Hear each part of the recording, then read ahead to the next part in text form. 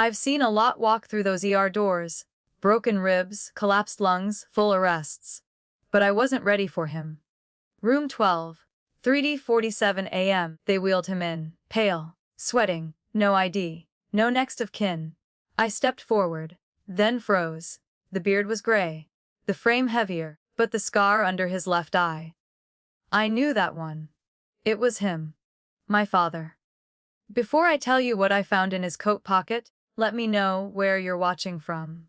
And subscribe if you believe silence doesn't heal betrayal. The last time I saw him, he stood on the porch and said, "You chose strangers over your family." I said nothing. Just grabbed my duffel and drove 200 miles to start med school alone. That was 15 years ago. No birthdays, no calls. No, I'm proud of you.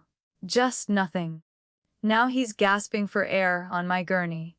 The man who called me selfish for wanting more than cows and silence. "You okay, Doc?" The nurse looked at me. I nodded, lied. "Vitals dropping. Get the O2 on. Push 5 of morphine." I moved on instinct, snapped gloves, clipped wires, held steady, but inside, I was splintering. When the room cleared, I pulled his chart. Still no ID, no insurance, no wallet. Just a folded paper tucked into his shirt pocket. My name, written in the handwriting I hadn't seen since the funeral. Clydal. No surname. Just me. My fingers shook. But I didn't open it. Not yet. I looked at his face. Sunken. Silent. Still no idea he was here. With me. I wanted to scream. Or leave. Instead, I stood there. Still his daughter. Still the girl he left behind. He never called. Not when I matched into med school. Not when Mom passed. Not even when I graduated with honors. But I remember the last time he did speak. "You walk out that gate," he said. "Don't bother coming back." It was a Tuesday. Late August. The air smelled like dry hay and engine oil. I'd just gotten my acceptance letter. University of Colorado School of Medicine. 4 years of trying. Working double shifts at the diner. Studying during calf season. I'd made it. And he hated me for it. "You think strangers deserve your hands more than your family." I stood there, suitcase in one hand, acceptance letter in the other, heart beating so loud. I could barely hear Mom crying. "She's not choosing strangers," she whispered. "She's choosing herself." He turned. Didn't look back. Didn't hug me. Just slammed the barn door. That sound. It still echoes sometimes when I close my locker at the hospital. I didn't cry until the second state line. I was 22. Didn't know how to parallel park in a city. Had never ridden a train. Didn't own a winter coat. But I had 2 things, a fun $500 scholarship and a Ziploc bag with 3 pictures of Mom. One from her wedding. One holding me after my tonsil surgery. And one blurry Polaroid. The day I got my acceptance letter. She'd cut out a heart and taped it on the corner. "Go get what you came for," she wrote on the back. She died 6 months later. I missed the funeral. Couldn't afford the flight. He never told me she was in hospice. A neighbor called 3 days after she passed. All I got was a voicemail. "She's gone. Thought you should know." That winter nearly broke me. But I didn't quit. Because quitting would have proved him right. The first year of med school nearly killed me. I shared a basement unit with 2 nursing students. We split instant noodles 3 ways. There was mold on the bathroom ceiling, and frost on the windows, even inside. I wore the same 2 scrubs until they faded to gray. Cleaned cadavers by day, cleaned diners by night. Every time I walked home, my knees ached. My back screamed. But I kept walking. There were days I didn't speak to anyone. Except patients or professors. And none of them knew my middle name. I got pneumonia that winter, fainted on a city bus. Woke up with an IV in my arm and a nurse asking, "Who should we call?" I said no one. And I meant it, not because I had no one. Not but because the ones I had chose silence. Not a single call from home. No card. No check. No hang in there, kiddo. It's like I'd been erased. But that spring, a classmate forwarded me a local news article. Small town right up. Bozeman girl in med school, first in her family. There was a picture. Grainy, black, and white. Me standing outside the anatomy lab. I should have felt proud. But then my phone rang. The number was familiar. Burned into my memory like the smell of diesel and tobacco. I answered. What the hell do you think you're doing? His voice. Same as it was that day on the porch. Only colder. Dragging our name into headlines. He said. You're not Reynolds anymore. Click. I stared at the phone. Not crying. Not shaking. Just empty. From that day on, I stopped hoping he'd call for the right reasons. I stopped hoping altogether. Graduation came quiet. No streamers. No flowers. No one to iron my gown or fix my hair. I pinned my name tag crooked. Clara Reynolds, M.D. And walked alone to the auditorium. Rows of chairs. Packed house. Parents waving, kids with balloons. I sat in row 4, seat B. The seat beside me was empty. I'd saved it anyway. Slipped a folded photo into the crease. Mom, in her garden gloves, laughing. A dirt smudge on her chin. She hated photos. But she let me take that one. Promise me you'll finish. She'd said when I left home. I did. But not the way she imagined. Dean called my name. The applause was kind. Polite, impersonal. My name echoed, but no one stood. Not like they did for Lily. Or Marcus. Their families hollered. Threw flowers. Ugly cried into programs. I just smiled. Small. Private. Like lighting a candle no one else could see. They handed me the diploma. I looked down at those embossed letters. Felt heavier than steel. Lighter than grief. After the ceremony, everyone clustered for photos. Group hugs. Laughter. Family portraits. I slipped out the side. The sun hit hard. Sky too blue. World too loud. I walked to a quiet bench, near the statue of Florence Nightingale. Sat down. Opened Mom's photo again. I made it, Ma. A wind picked up.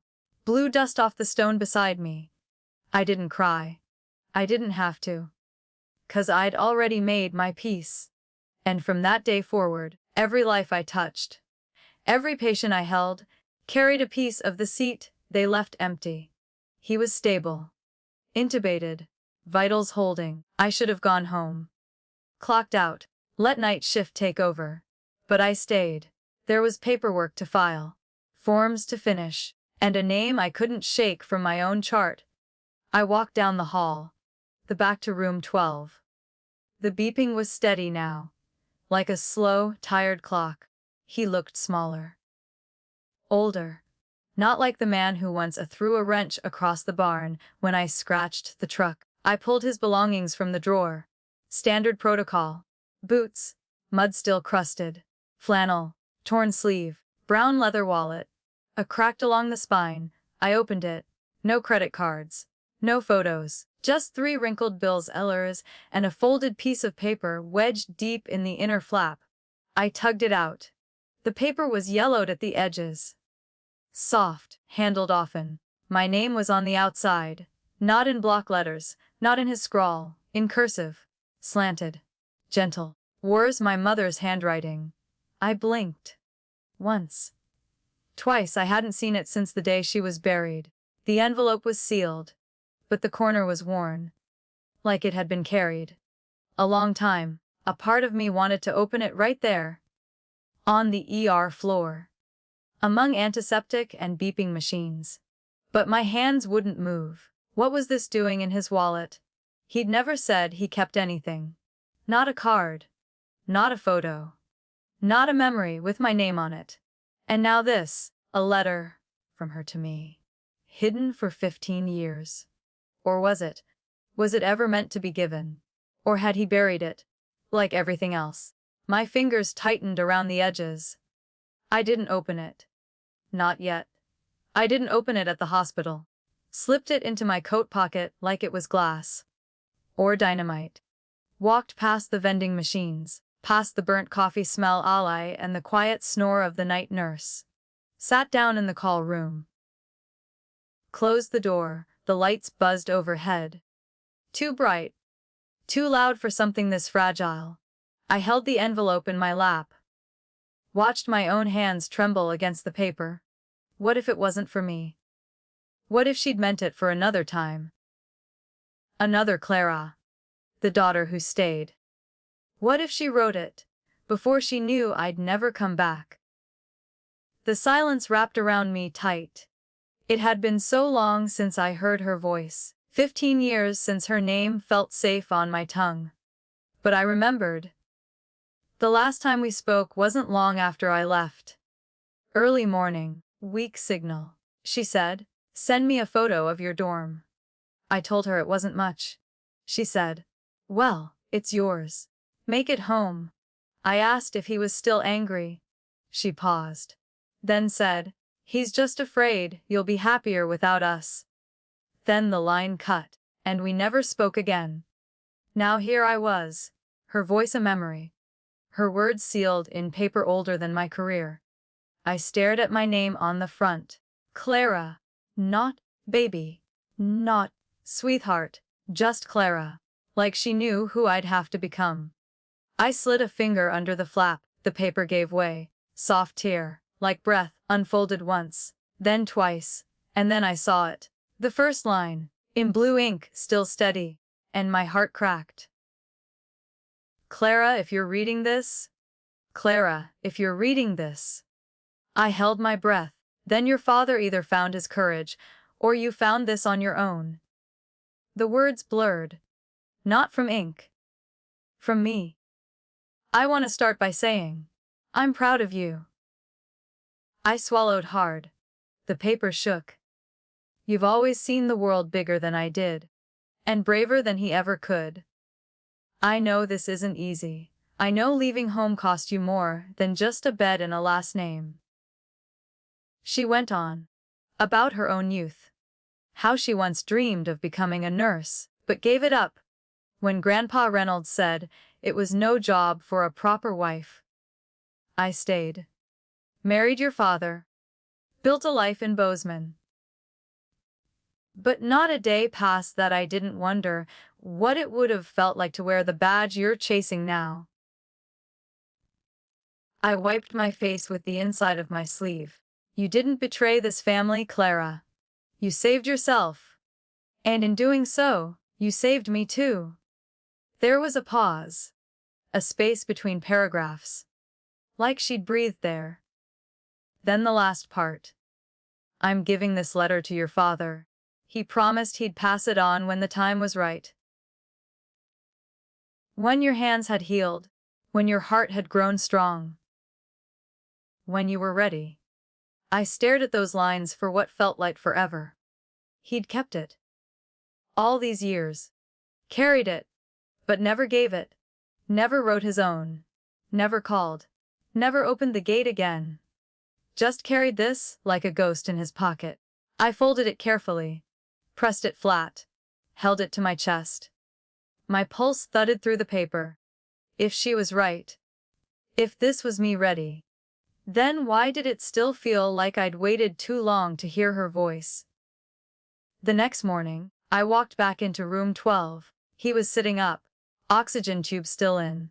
IV running. Eyes glassy but open. For a second, he looked like any other patient, until he saw me. His eyes narrowed. Not in anger but in disbelief. Clara. The name hung in the air. Thin. Shaky. Like a bridge he wasn't sure he could cross. I didn't answer. Just stepped closer. Waited. He blinked twice. Then looked down at his hands. Old hands. Cracked knuckles. Farm-etched. I had a daughter named Clara once. He said, voice scratchy. Don't do that, I said quietly. You still do. He didn't meet my eyes. Just turned his head toward the window. Clouds rolling in, Montana gray. I pulled the envelope from my pocket. Held it up. This. She gave it to you. He didn't move. 15 years, and you never mailed it, never called. Just kept it. Like a secret. I don't remember. He muttered. Must have slipped my mind. Slipped. Like I'd been a sock, or a stray receipt. The room felt colder. Same chill as those winter mornings he'd make me muck stalls before school. No breakfast, no jacket, just work builds character. I was 8. The shovel was taller than me. But he didn't care. Said softness was a disease, said wanting was weakness. Even now. Chest full of wires, lungs full of borrowed air. He couldn't say, I'm sorry. I watched him shrink into that hospital bed, and somehow still take up too much space. He reached for his water cup, missed it. I didn't help. Instead, I turned to leave. His voice followed. Barely. You got your degree. I stopped. Didn't look back. Yeah, I said. Turns out, I didn't need your blessing. Then walked out. I didn't go back to my shift. Didn't go home, either. Just walked. Past the nurse's station. Past the gift shop with plastic balloons that said, get well soon. Like that ever fixed anything. Out to the staff lot. Into my car. I didn't start it. Just sat. Hands on the steering wheel. Breath fogging the windshield. Hurt, not sure whether to brake or burn.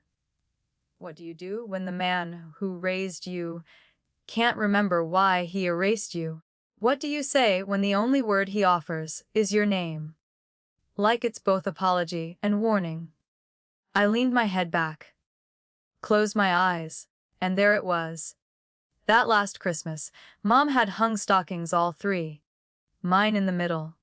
She baked too many cookies, played the same old records. Let her come, she told him. She left. He grunted. Left us. I was 2 hours away.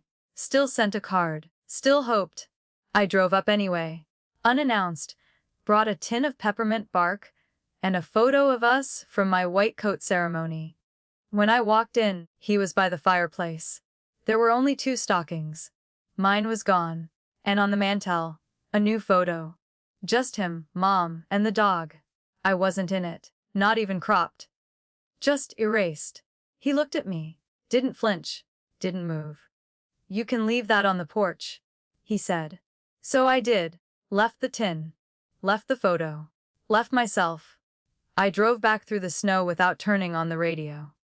Didn't cry. Didn't need to. That kind of silence doesn't need tears. It just lives in you, like dust in old picture frames. Now, 15 years later, he's the one in a bed, and I'm the one with a letter he never opened. He forgot the pain. I carried it. He kept my name in his pocket. But not in his home. Why now? Why here? And why did he hold on to a voice he never let me hear? I made it home before sunrise. Didn't shower. Didn't eat. Just dropped my keys on the kitchen table and walked straight to the hall closet. There was a shoebox. Taped shut. Labeled in faded Sharpie. STUFFCLAR. I sat on the floor, cross-legged, cold linoleum biting through my scrubs. Opened the box. Inside, a pile of loose photos, an old hairbrush, a dried-up bottle of perfume that still smelled like lilac and laundry. I flipped through the stack, my 4th grade science fair ribbon, a church bulletin from Mom's memorial. Then I saw it. The photo, curled at the edges, grainy. Me, standing in front of the chicken coop. 10 years old, holding a prize ribbon, and grinning like I'd won the world. But the photo was torn, straight across the left side. My body remained. But the arms around me, my father's, were gone. I flipped it over. There, in faded blue ink, never let anyone take your shine. Her handwriting, slanted, sure, soft. She must have written it before the tear. Before the cutting, before I became an unwanted edge. I stared at it. Felt heat build behind my eyes.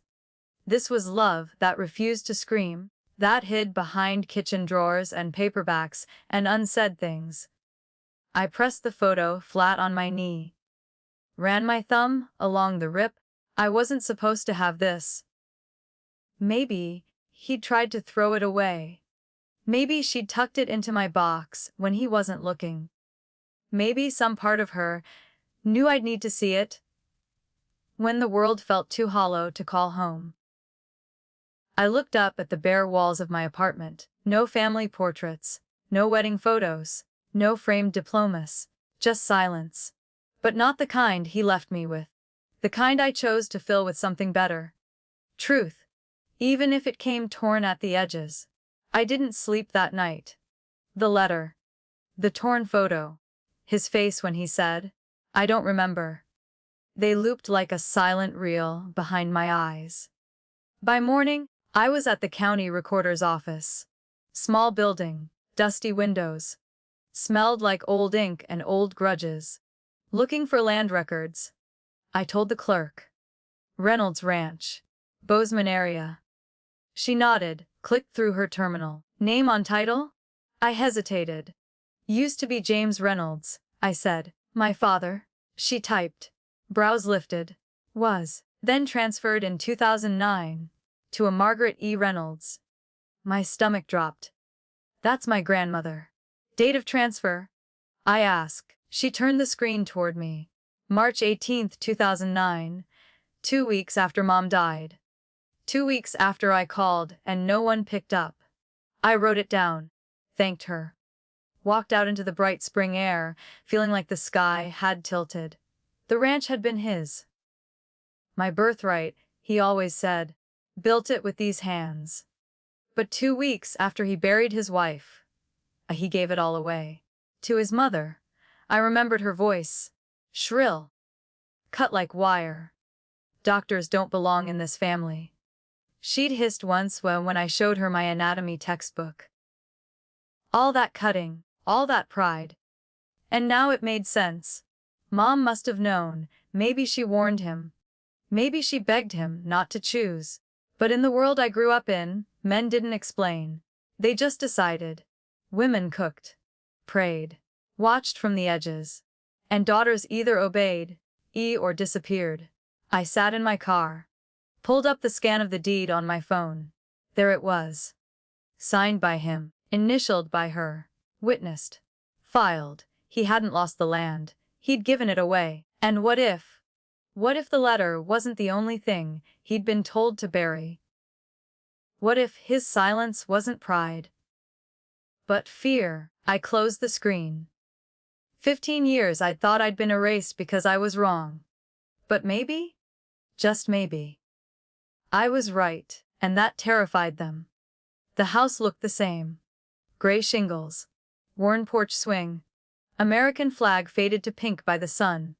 I parked across the gravel, took a breath that didn't reach my lungs, knocked once, twice. Door creaked open, and there she was. Margaret E. Reynolds. Hair in tight curls, eyes like cold stone. Still in her church blouse. Buttoned to the neck like it could hold the truth in. Well, she said, you didn't die in that big city after all. Neither did you. I replied. She didn't move. Didn't invite me in. Just stepped aside. I walked past the foyer. Same carpet. Same grandfather clock with the pendulum that never ticked right. In the living room. And no photos of me, no trace. She sat in her armchair, folded her hands, waited. I went to the county, I said. Found the deed. No flicker, no guilt. I signed it, she said. Your father handed it over once she was gone. She, meaning my mother. Like even dead, she wasn't worth naming. You gave him a choice, I said. I did, she replied. Keep the land. Or keep the girl who forgot her place. Her voice was calm. As if we were talking about the weather. You said I betrayed the family, I said. No, she corrected. You betrayed tradition. I stared at her. This woman. Who raised the man who couldn't say I'm sorry. Who taught him that silence meant strength. She leaned forward, voice low. Girls like you. Too clever for your own good?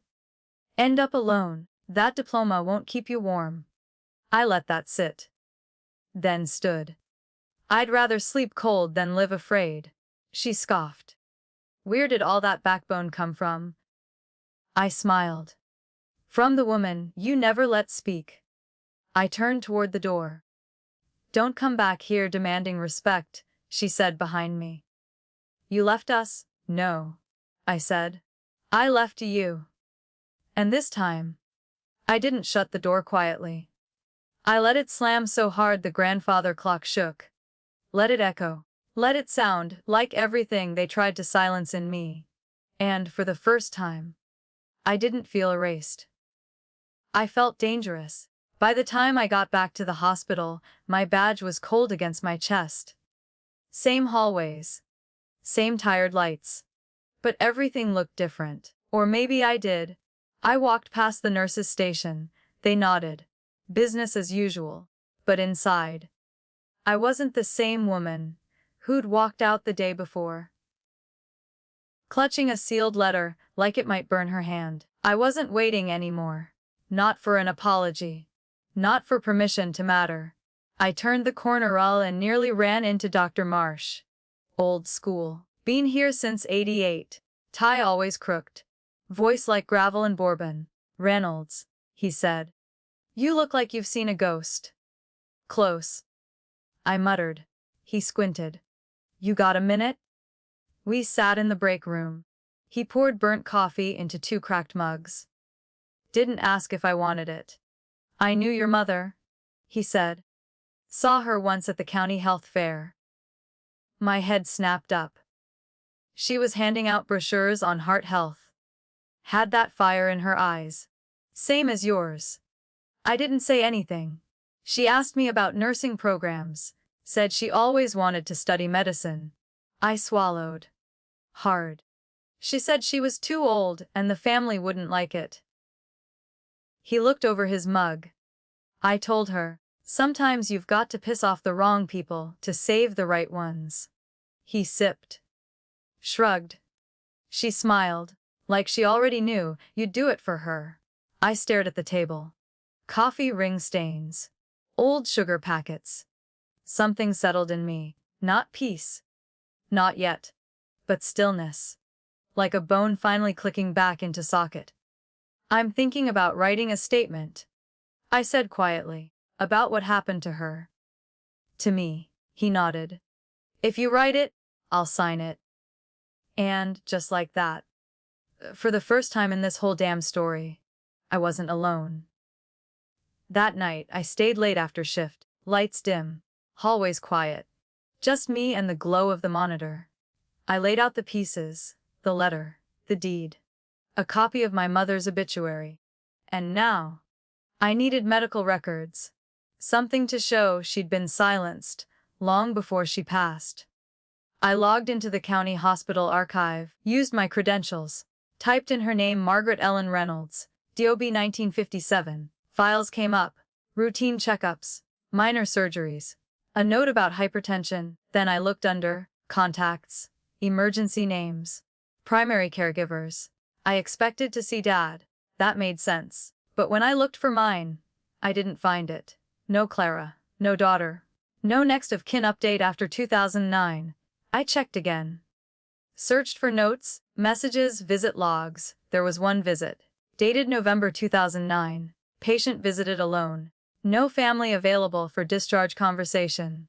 I felt the heat rise. I was in Colorado then. 2 hours away. Had left 4 voicemails that week, but none of them made it here. None of them made it to her. I checked the consent forms. Even at the end, he'd listed only himself, and my name had been scratched out on one older document. Line through it. Initialed, J.R. James Reynolds. He had removed me from her chart. Not just from the ranch. Not just from the house. From her hospital file. From her death. He made sure I didn't exist where it mattered most. I sat back in the chair. No tears. Not this time. Because I wasn't erased. I was remembering. And he was the one who forgot. I opened a blank document. Typed the header, personal statement, Clara Reynolds, MD. And then I wrote, "This is what happens when silence becomes a family legacy." By morning, the statement was done. I sent it to the hospital's legal team, attached scans of the letter, the deed, the erased medical forms. I didn't expect fireworks or justice overnight, but for once, my truth was on record. And that mattered. More than land. More than apologies. More than waiting for men to remember my name. Later that day, I covered a consult in room 9, young woman, 20, maybe. Chest pains, but mostly anxiety. She avoided eye contact, kept wringing the sleeves of her college hoodie. "You in school?" I asked gently. "Supposed to be." She glanced up. Pre-med. "But my dad says it's a waste of time. He wants me to stay home. Take care of my sisters." I nodded. "Too familiar. What do you want?" I asked. She hesitated. Then whispered, "I want to wear the white coat." I smiled. "My mother wanted to be a nurse," I said quietly. "She never got the chance. So I took mine. And now, so can you." She blinked. Tears welled, not from pain, but from permission. Sometimes that's all someone needs. Not a lecture, not a rescue. Just one voice saying, "I see you. You're not wrong for wanting more." After she left, I stood by the window. Watched the sky shift, pale gold over mountains. And I thought, maybe healing doesn't come from going back. Maybe it comes from passing something forward. If you've ever been silenced by family, but found your voice again, even quietly, you're not alone. Share your story below. Let someone know they're not erased either. I wasn't planning revenge. I was planning clarity. There's a difference. One burns the ground behind you. The other lights the road ahead. I spent that weekend scanning documents, organizing every piece of erasure they thought I wouldn't notice. The letter. The land deed. The hospital records with my name struck through. The obituary with no mention of a daughter. I laid them all on my kitchen table. No anger this time. Just quiet focus. My phone buzzed. Maya. Old friend from undergrad. Now a civil attorney in Helena. "You sure you want to file this?" she asked. "It could get ugly." "I'm not doing it to win," I told her. "I'm doing it so the silence doesn't get the last word." She paused, then said, "I'll walk you through it." I sent everything over. Timeline. Copies. A brief statement. She replied an hour later. "This isn't just a land dispute, Clara. It's systemic. It's about legacy manipulation. You're not the first." That word. A legacy. It hit different when you realized you were never meant to inherit one. When the rooms you came from were built on the condition that you stay small. I saved the email. Labeled the folder, Mautiars nam rastoad, not reclaimed, not taken back. Restored. Later that night, I cleared off the fridge. Pinned 3 things: the letter, a photo of her hands in the garden, and a sticky note that just said, "Wax, truth is quiet, but it stays." I stepped back. Looked at all of it. This wasn't about courts or headlines. It was about a woman who wanted to be heard and a daughter who refused to forget how. And for the first time since room 12, I didn't feel like I was reacting. I was moving. The draft took 2 hours. Not because I didn't know what to say, but because I knew exactly what it would cost. I wrote the opening line 6 different ways before settling on this. Us. My name is Dr. Clara Reynolds, and this is the truth about the woman who gave me mine. I didn't name names. Didn't point fingers. Just facts. Dates. Documents. How a voice was silenced with paperwork and pride. How a daughter was cut out of family lines, like she'd never cried in the back seat of that old Ford on Sunday drives. I wrote about the land, the letter, the missing name on the hospital chart. But most of all, I wrote about her. My mother, Margaret Ellen Reynolds. How she asked questions in whispers. How she folded dreams into other people's dinners. How she pressed seeds into the soil, but never got to see what bloomed. And how I became everything they said she couldn't. The email was addressed to the hospital board, local paper, community archive. 3 clicks and it would live outside my hands. But my finger hovered. If I sent this, Dad would know. B would know. And whatever was left of those brittle threads would snap. Maya had warned me. You don't get to control what people do with the truth. No, but I could decide who I told it for, and that question burned louder than any headline. Was this justice? Or was it pride dressed in mourning? I leaned back in my chair, closed my eyes. Her voice returned, faint, warm. Make it home, she'd said. I opened them, looked at the letter again. I wasn't trying to destroy anything. I was trying to stop pretending like nothing ever happened. The cursor blinked. So did I, but I didn't click send. Not yet. I went back the next evening. No plan, no speech. Just the letter folded once, tucked into my coat pocket. Room 12 was dim. Curtains drawn. Machines softer now, like even they knew the end was near. He was awake. Barely. Eyes half-lidded. Skin more yellow than pink. Chest rising slow. He turned his head when I stepped in. Didn't speak. Didn't need to. I pulled up a chair. Sat. Watched him breathe. He blinked once. Twice then, said my name. Clara. Not a question. Not an apology. Just my name. It landed softer than it ever had before. I took out the letter. Unfolded it. Smoothed the creases with both hands. Then placed it on the tray beside his bed. I think she meant it for both of us, I said. He looked at the envelope. Didn't touch it. Didn't look away either. I didn't know how. He whispered. Back then. I nodded. You still don't. He closed his eyes, a long breath out. Almost relief. I stood. Adjusted the blanket at his feet. Not because he earned it, but because I had. She still deserved better, I said, turning to go. Not angry. Not broken. Just done. The hallway felt quiet when I stepped out. No more footsteps behind me. Only mine, and they were steady. 1 week later, I pressed send. No fanfare. No announcement. Just a quiet click in a quiet kitchen after a quiet morning shift. It went out to the hospital board, the local archive, and one reporter who still printed stories that didn't scream. Then I waited. Not for outrage. Not for revenge.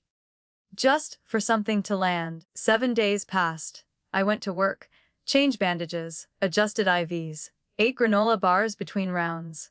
Then one morning, Maya texted, check the Sunday paper. Community section. Page 4. It was small. Title Diers a daughter speaks legacy, silence, and the cost of erasure. See black and white. No photos. Just words. My words. She kept most of it intact. Trimmed a few lines. Added a note at the end off. In memory of Margaret Ellen Reynolds. A name worth remembering. I stared at that line longer than the rest. Didn't cry, just breathed. That afternoon, an email pinged. Subject: thank you. From a retired nurse. Said she knew my mom from church picnics and blood drives. She once told me her daughter would change the world. Looks like she was right. Later that night, another email came. A third-year med student. Said her dad called her selfish for applying. I almost believed him. Until I read about you. I sat in the break room, still in scrubs, the paper folded beside my lunch. Screen still glowing. No headlines. No applause. But something was moving. A story they tried to bury was now breathing on its own. The gravel crunched under my tires like it always had. Same road, same curve past the red silo, same knot forming in my stomach. But this time, no expectation. No hope, just a quiet need to stand where I'd once been erased. The gate to the ranch was open. Not wide, just enough. I didn't drive in. Didn't cross the line between memory and ownership. Parked under the elm tree. The one Mom planted back when I was still losing baby teeth. The porch light was off, curtains drawn. But the place wasn't abandoned. New wind chimes. Fresh paint. Someone else lived here now. A neighbor across the fence stepped out with a rake. "You looking for Margaret?" he called. "No," I said. "Just passing through." He nodded. "Told me she moved to Missoula. Sold the place last year. Young couple bought it." "Teachers," he said. "No kids yet." I thanked him, waited for him to go inside, then walked up to the mailbox. Opened it. Slipped in a manila envelope. Inside, a copy of the article. No note. Just one line written across the flap dollars, "Not for justice. Just for record." I stood for a moment, hand on the rusted edge. Felt the wind brush my hair, like it used to when I ran barefoot between the barn and the creek. But I didn't go further. Didn't need to. I turned back to the car. Took one last look at the house that had once forgotten my name, and whispered, more to myself than anyone, "You don't get to keep my silence just because you buried my voice." Then I drove away. No music, no rearview glances, just road, and the weight of something finally letting go. They told me he passed just after midnight. In his sleep. Quiet, no code called.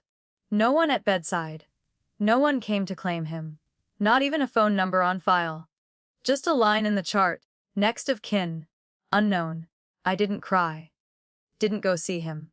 Didn't sign anything. He came in a man with no name. He left the same way. I sat in my office. Door closed. Pager off. Took out the letter, the one I'd folded and unfolded so many times the creases had softened. I read it again. This time, not for clues. Not for pain. Just to hear her. "I'm proud of you. I see you. You saved yourself." She didn't say, "Forgive him." Didn't ask me to return. She just wrote what she could before silence it took her too. I leaned back in my chair. Let the words settle in my chest. Not heavy. Not sharp, just still. Some stories don't get closure in the way we think. No hugs. No reconciliation. No final words. Just a breath that doesn't ache anymore. I opened my drawer. Placed the letter inside. Next to a stethoscope. A faded photo. And a business card for the Women's Health Scholarship Fund I'd started filing paperwork for. I didn't need his approval. Never did, but I needed her words to echo longer than his silence. And now, they would. Maybe not for him. Maybe not even for me. But for the next girl with dirt on her boots and fire in her chest, who dares to want more. That would be enough. 1 year later, the name Reynolds hung on a banner again. But this time, it wasn't for him. The Margaret E. Reynolds Scholarship for Women in Medicine was real. Funded, backed by the hospital board and 2 anonymous donors, who'd sent short notes that simply said, "Thank you for telling the truth." The first ceremony was held in the community hall above the library, same wooden floor I used to mop back in undergrad. I stood at the front. Navy blazer. No heels. Hair pulled back like always. The room was small, 50 seats, folded programs, coffee in paper cups, but every chair was filled, nurses, students, retired faculty, a handful of women who didn't get their white coats until after 40. Lee and some who still hadn't. I cleared my throat, stepped up to the mic. No stage. No spotlight. Just a quiet room waiting. "I won't speak long," I said. My mother never got to be a nurse. She raised a daughter who became a doctor. But she never got to wear a name tag that said what she dreamed. I made this fund, so the next girl with no one cheering in the stands, still gets a seat at the table. I looked out, met their eyes. Older, younger, some already misting over. This isn't charity, it's restoration. Applause came, soft, steady. No one shouted, no one needed to. Then we handed out the first envelope. Her name was Leela, 18. Gap year after high school. Worked part-time at a clinic and part-time at a gas station. She wore sneakers, and a second-hand blazer too big in the shoulders. When she came up, she took the mic, hands shaking. "My dad says girls don't belong in medicine," she said. Then looked right at me. "I think he's wrong." Anne smiled. Something in me cracked and rebuilt all at once. I nodded. Handed her the certificate, felt her grip. Strong. Sure. Like someone who'd already decided she wouldn't be erased. I stepped back. Let her take the moment. And I knew right then. Mom would have clapped first. The apartment felt still when I got back. No bouquets. No champagne. Just me and the steady tick of the kitchen clock. I kicked off my shoes. Hung the blazer. Boiled water for tea I wouldn't finish. The echo of Leela's voice still clung to my collar. "I think he's wrong." I smiled soft. Like something had finally landed and stayed. I sat at the table. Same one where I first unfolded the letter.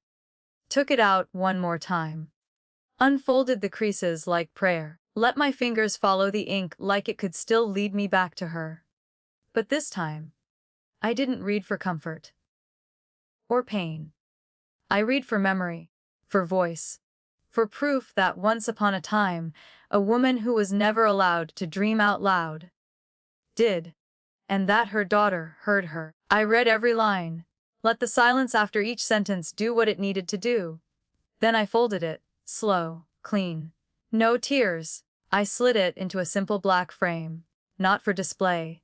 Just for presence. Placed it on the shelf between a journal and a worn copy of S. Women Who Run with the Wolves.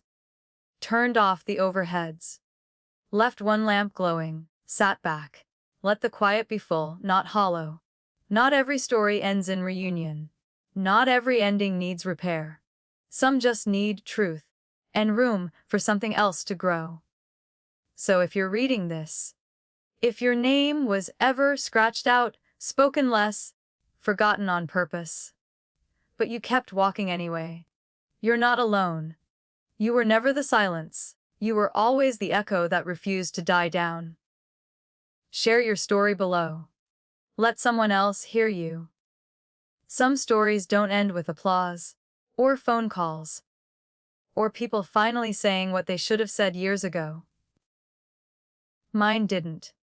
But it did end with a name put back where it belonged. Not mine, hers. Margaret Ellen Reynolds. A woman who wanted more, but was told to shrink. A woman who passed me a dream in ink and silence.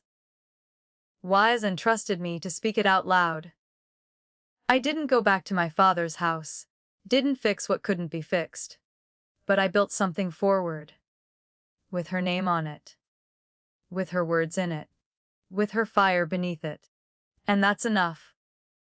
Because justice doesn't always look like punishment. Sometimes, it's just a truth that finally breathes. A silence that ends not with shouting, but with someone finally saying, "I see you.